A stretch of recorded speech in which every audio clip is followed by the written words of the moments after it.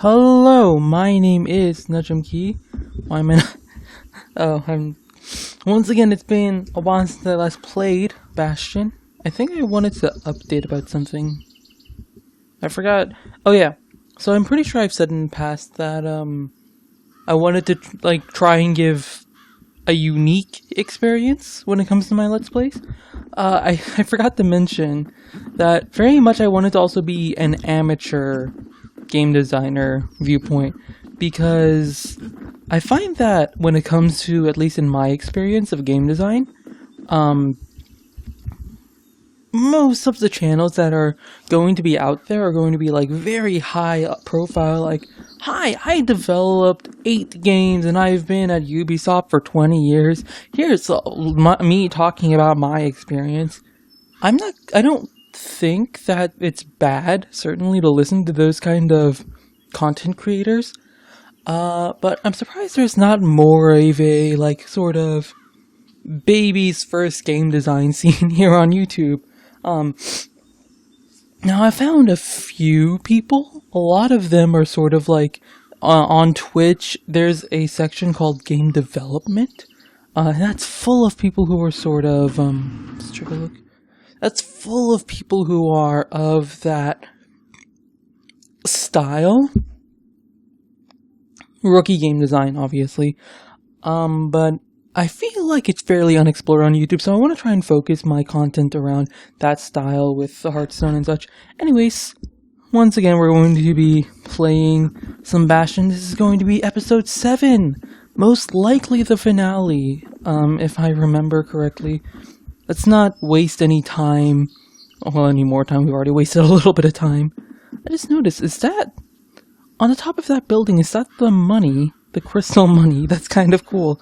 What building is that? The Lost and Found! Oh, that's really cool. Quiver slash War Machete skill. You know what? I've not been using the War Machete this playthrough. Let's just go ahead really quickly, just spin over here. Oh, that's not the slot it should be in. Let's put you in here, and then we'll put in, yeah, Breaker's Bow. Breaker's Bow is just generally very, good. I think I have the most upgrades in Breakers anyways. As effective as the fancier stuff. By the way, I actually failed the class challenge, so rip me, dude. I should have a lot more money. 20 crit chance or Zolwood oil and that bonus damage? shines like a light. Something sharp, and if I get another something stringy, I can upgrade that. So let me really quickly check the Lost and Found. Something sharp? Oh, I just realized the something sharp also cost me money. So actually, if I buy something stringy, I won't be able to upgrade both, because this will cost me $350 as well. An extra blade per throw. Yeah, I forgot about that. That's pretty good. War machetes are so quick, you gotta keep a good grip on them. Crit is just one of those things as a mechanic that I don't like. Critical striking is something that's very much exclusive to game logic. And in my opinion, it's just kind of like, okay, so you have a 50% chance to do double damage. Why don't you just get damage up? You know? It's like, crit's one of those elements that I kind of dislike in games, because it's just random for the sake of being random. We track the final core beyond the city to the wilds. But hey, who am I to complain? We have to visit the wild outskirts. That's the edge of the wilds, where Jawson and his boys disappeared. Oh, snap. Jawson and his boys are gone. So this is going to be one of the most interesting levels, if I remember. Place can eat a man alive. Place is so this raw, isn't... even the Calamity couldn't cook it. Not all of it. So this isn't the area I was thinking of, but this area is also pretty cool, so let's check it out. Oh, and we get the dual pistols. Know what's better than having a slinger pistol in a fight? Having 2. Alright, so let's talk about this gun. Well, guns. For one thing, this is sort of the first... Well, we've had the musket, but this is the first real appearance of guns in this game, right? For the most part, there's a lot of sort of sword and spear usage, and most games get away with that kind of stuff just because it's really fun to use a sword and a hammer to fight stuff, right? But when it comes to logically, why would you ever use a war machete over this, right?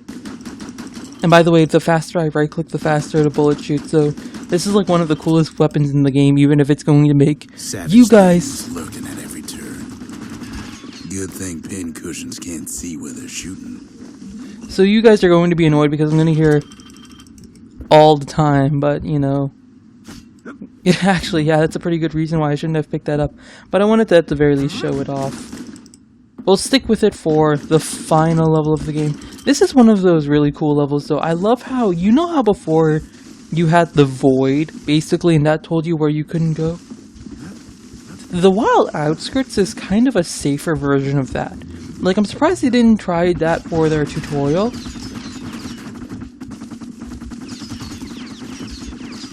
Oh my god, this is annoying.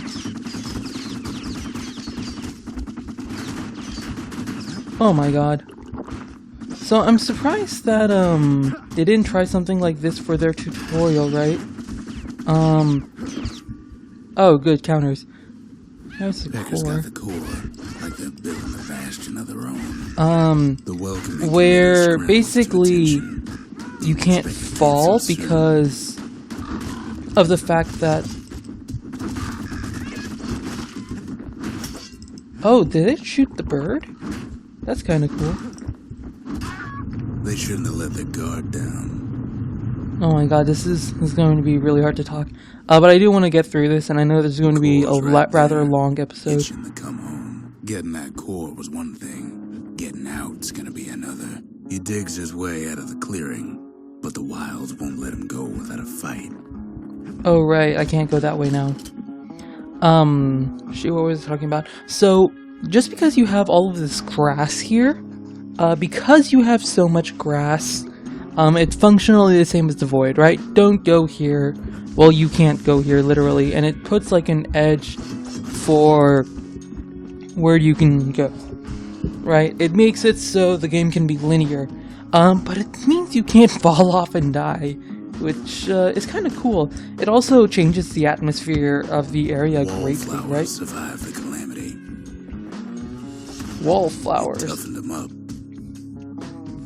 By the way, I like how the narrator literally mentions the name of every single enemy. goes for the Wow, kid. Cripple's really good. Versus the Wallflowers. How the narrator gives you the name of every little enemy, like Squirt and Gassed Fella, you know? Lots of pretty Best lights take in it this real area as slow well. when pincushions are afoot.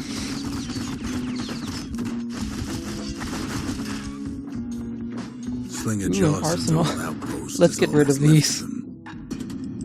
As much as I like him. Kid sticks to his old standbys. As much as I like them, I think the camera's not going to be or my microphone is not going to be... Oh, yo! That's really cool, just because of the way I position here. Because it's kind of hard, I imagine they... Because that's like one of those things that's very clearly intentionally done, right? Because it's kind of hard to block versus two of these, I wonder if they did that like on purpose, right? Shipment. A handful of windbag shipments made it out this far. Okay, that's a weird encounter. I'm actually not sure what to make of that. Something greasy, I believe, is for the pistols. That plant's getting hit by this guy. I wonder if that's intentionally trying to show, like, hey, Don't ever turn your back on a pincushion. these enemies can affect other enemies, because it's entirely possible at this point that you haven't recognized that interaction. And it seems like a lot of this level, you really can't rely on your shield the way you usually do. So, yeah, that's interesting. Why are you not getting hurt? Kid's There we roused go. up half the wilds by now. Sorry. Was I Leave it not to the supposed to kid kill make everything? time for stomping swamp weeds. I think that's generally an assumption to make. You don't have to kill anything. Well, no, it's a video game, so it's an assumption you always make. I find it interesting that you can like quickly like drop your shield and then pull it out again to get the counter. There we go. Because it's one of those things that abuses the game mechanics to almost an unfair amount. If like a player figures that out, it makes the game so much easier. Like you see there, I just took like a few hits. Oh my god, it's one of these guys. Lunkheads. Hit him anywhere but the hindquarters and you only make him mad. Maybe I should have taken the crit, man. 100% damage. Sounds pretty good right now. Scramble their eggs. Wild Bam! Pineapples about the only good thing out here. I can interact Hardly with any this. signs of the old Jawson camp. Wait, what? Can I interact with anything else? By now, kid's got more needles in him than a stab weed. I can. Sees a smooth black stone coughed up by the calamity. He's seeing plenty more. I've actually not experienced this yet. Why would he have you... We can't interact with this. So you only interact with some things? Hold on. It's very important I investigate this. That seems to be the only thing you... No, but there were two things, like, right next to each other. Huh. So one was, like, the black rock, coughed up by the calamity. And then this human-made thing that was clearly, like, torn apart. Is it trying to say that, like, human things will go away, but nature prevails or something? Because this nature is a lot more contained. It's like, this feels very natural. This feels like if I was to walk outside, this would be what it still is. While human stuff, well, disaster comes, humans just all blow the fuck up, right? Wait, can I target something here? Oh, there's like vines or something. That's kind of funny. I could interact with that, but it won't let me know. That's interesting. Because as far as I know, this is like the only space where you like click an object to just get text. The Wilds already reclaimed this place. Oh, and I got a reward for it. And I can't check it again. That is weird. The Wilds already... Okay, we need to keep going because this is going to be a long episode.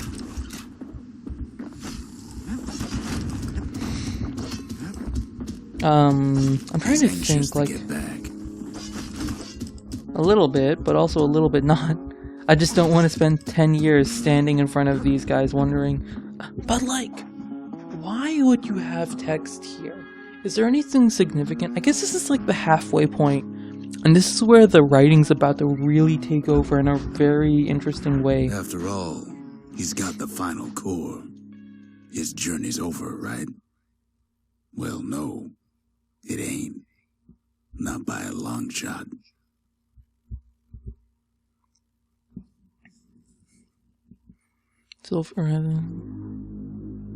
Thank you for filling in the Kid knows backstory. something's up when we ain't there to give a warm welcome. See, Zolf and I were just wrapping up a heated discussion. Zolf can barely muster the words. The calamity failed, he says, but I will not. And with that, Zolf leaves us here, alone.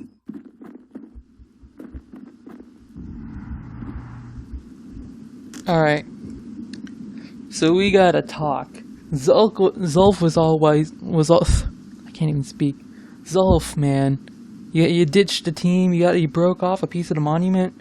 He's like, I'm out of here, right? And he was angry about the calamity.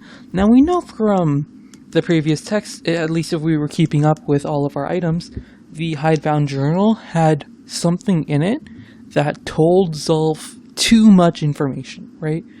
And something about the calamity, the secrets of the calamity, I believe it was. I don't really remember.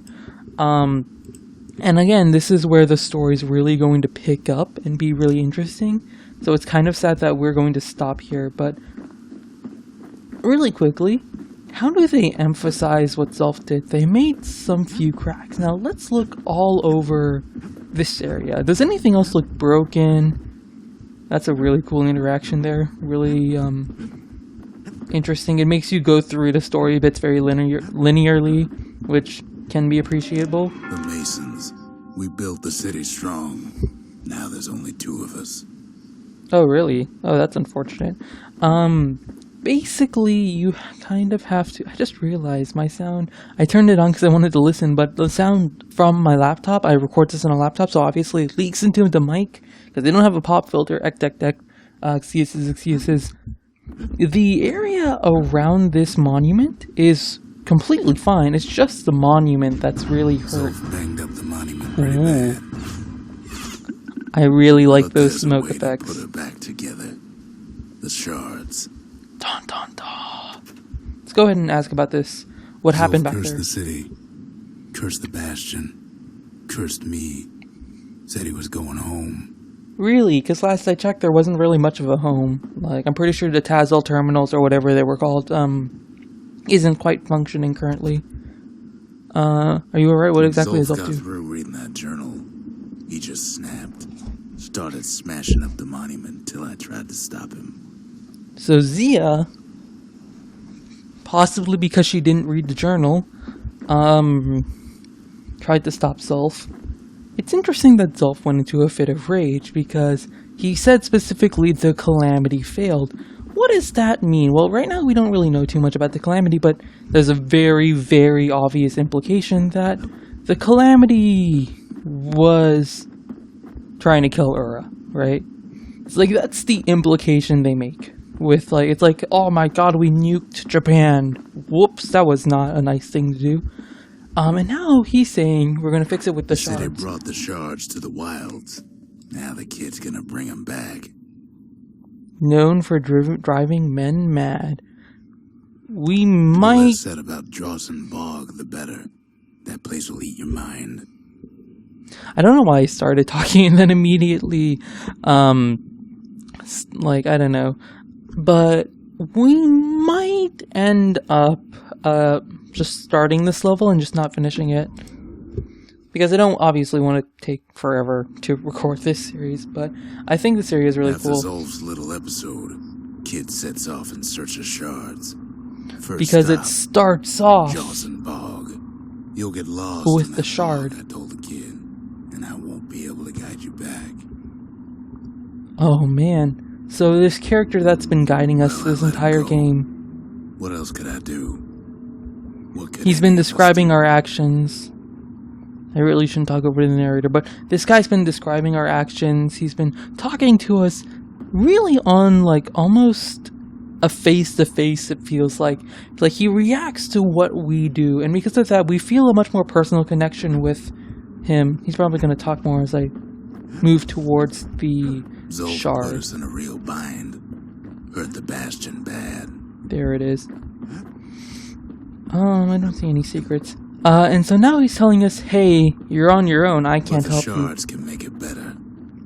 They're like smaller doses of the core's medicine.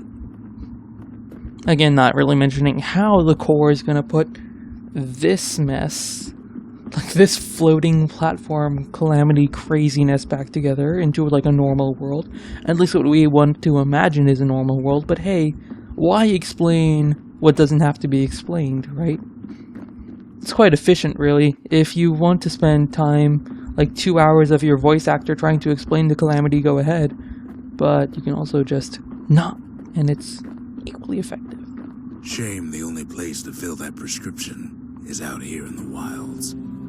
This place is intoxicating.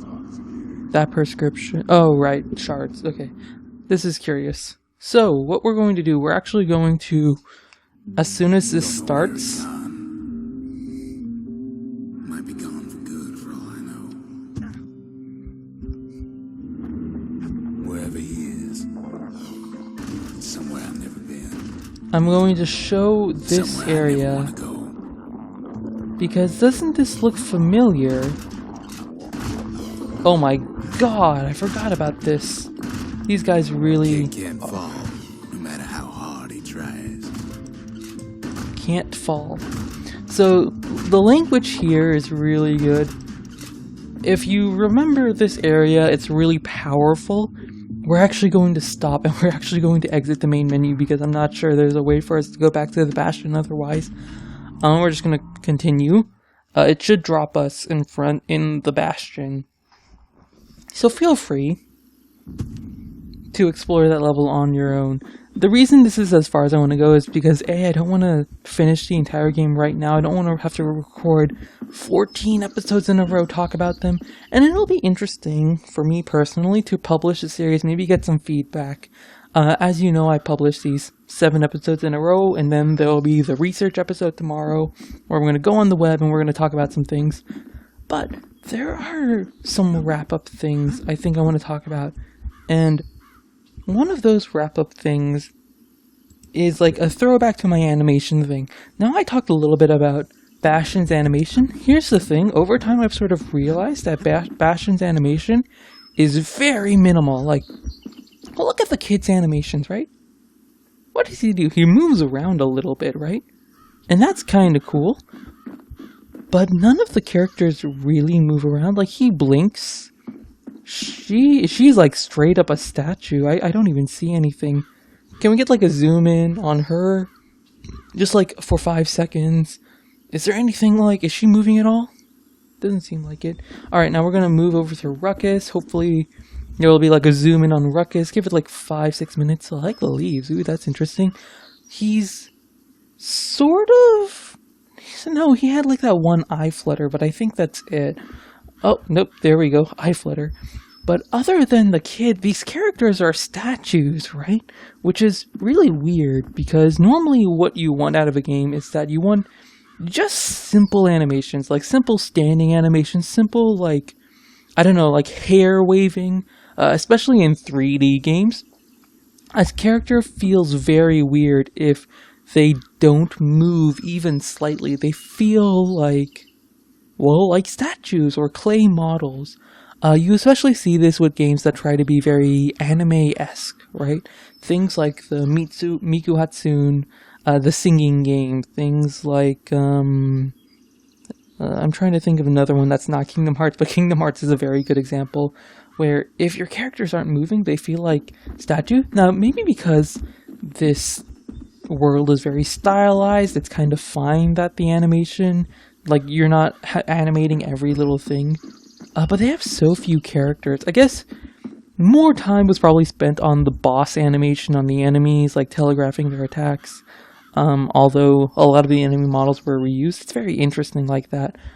Beyond that, hey, you know what? I'm going to call it a wrap. It's a bit of a short episode, but I hope you enjoyed it nonetheless. If you're interested in the second half of this game, again, buy it on Steam. It's great. You won't regret it, hopefully. Maybe if you do, then I apologize. Don't listen to advice from people on the internet. Thank you all for watching. I really appreciate it. If there's anything you want to talk about in the comments down below, any like interesting design-wise concepts that you might know that I don't, feel free to let me know. And here's something fun. What do you think Bastion did the best? Was it the narrator? Was it the level design? Was it the weapons? Was it the backgrounds, the art style? What do you think is the best thing about Bastion? I want to hear your thoughts. I think the shrine, honestly. Like, the fact that games haven't adapted the shrine kind of blows my mind because it's such a good way of dealing with difficulty. But anyways, that's it for me. Tomorrow you're going to get a research episode, or maybe today, I don't know. This is obviously, it's a little experimental, probably tomorrow. Most likely tomorrow you will get the research episode where I'm going to go online and talk about the game some more from an out-of-game perspective. Anyway, thank you all for watching. My name is NujumKylie. I'm going to see you guys in my next video. Goodbye. Like, subscribe, blah, blah, blah, blah. Roll the credits.